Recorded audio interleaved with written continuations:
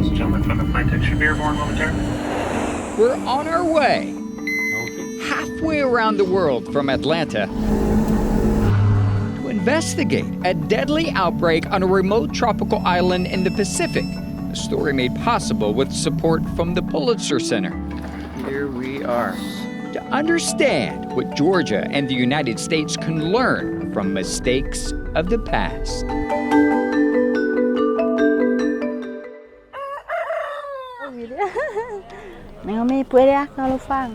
Elsie Fa'ata U'u'u talks with her father about a beloved grandchild. Hello. Her daughter, Noelle Lolesio. Hi, guys. Hi. She see her? She's healthy. Yeah. Shortly after recording this video in 2019, the 1-year-old got sick. It started with a fever, and then it got worse. The 24-year-old mother never took her daughter to the doctor. Because I see her healthy, and I think, oh no, she's healthy. Yeah. She's fat. It's okay. Yeah. I think if I get her to the hospital, she might getting worse. So you were scared about I'm bringing... scared. I know. I'm scared. Frightened because Samoa was in the midst of a deadly measles outbreak ravaging the country. The measles death toll in Samoa is now 62. A national emergency has been in place since last month, closing all schools, banning children from public gatherings. 2 to 7 people are passing away every day. For Avaso Tu'ivale's family's loss, unthinkable. 3 children, a little girl, and 6-month-old twins, all victims to the measles, all of them buried in her front yard, a common practice in Samoa. I think back to what happened, it just breaks my heart. It's hard because the children were mischievous. Their unique traits make them unforgettable. Even now, I try to forget, but it's still difficult. The disease did not spare Elsie's daughter either. And we don't need to see them die.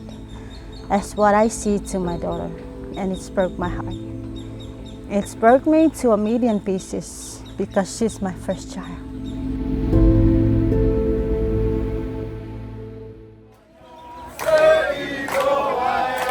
Samoa is made up of 9 islands in the South Pacific, the closest continent, Australia, nearly 4,000 miles away.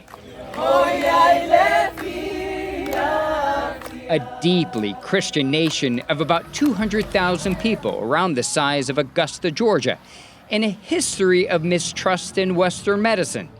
About a year before the outbreak, on July 6, 2018, 2 Samoan children mysteriously died within hours of receiving their measles shots. The country temporarily suspended MMR vaccines until they uncovered what happened. But authorities say these 2 nurses knew they administered the vaccine with a deadly mix of expired muscle relaxant. Both were sent to prison.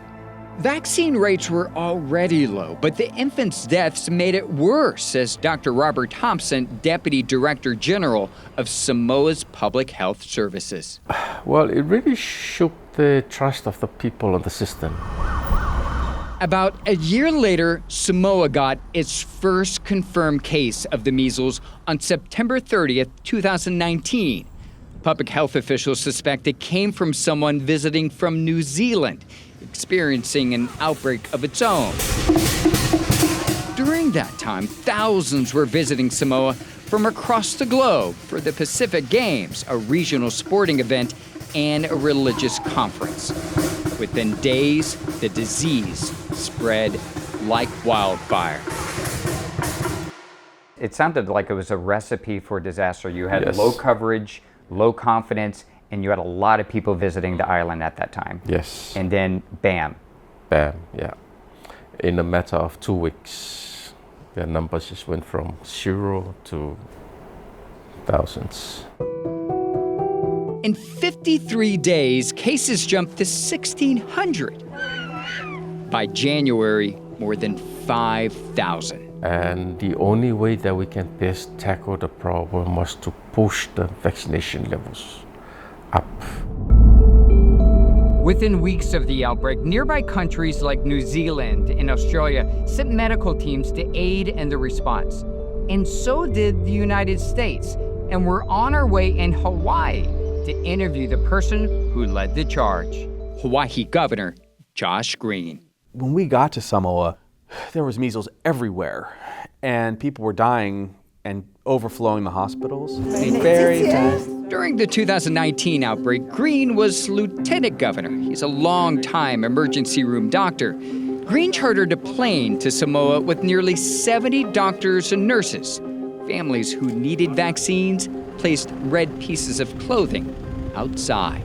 But those red sashes, or the red ties, the ribbons, on houses everywhere we looked, that guided us. It was right out of the Bible, because the people knew that they had, in this case, to somehow defeat what was taking their children. Dr. Villasigo is a pediatrician in Hawaii who volunteered to join the governor's team. There were a lot of red flags because people at this point in time were scared. I mean, I don't know what happened before, but at this point in time, the population is scared and very willing to be immunized. There's no cure for measles. Measles runs its course, so it's all supportive therapy. So you have to just watch and wait. By the time medical teams finished its mass vaccination campaign ending the outbreak, 83 people had died. The majority of them, children. New Zealand sent child coffins when Samoa ran out. Elsie's daughter buried with her cousin who died from the disease too. Their grave below our feet. Because here is my home. So whenever I come back home, then I see her here. I feel like she's here. She's always with me. Why should people in Georgia, the United States, care what happened in Samoa? Because it could happen here. It could very much happen here. So you're going to see the same thing in rural Georgia and rural Texas and rural Hawaii, New York, anywhere, as you saw in Samoa, as vaccine rates plummet. You will see outbreaks. Families broken by loss they now know could have been prevented. What's your message to Georgia, where I'm from, and the United States? So please, just begging every parents in America, please get your child to get a vaccination. Samoan public health experts say something else was catching fire before and during the epidemic: misinformation. It absolutely killed children. It devastated public confidence in vaccinations. It kind of gave the message to the anti-vaxxers that they were supported.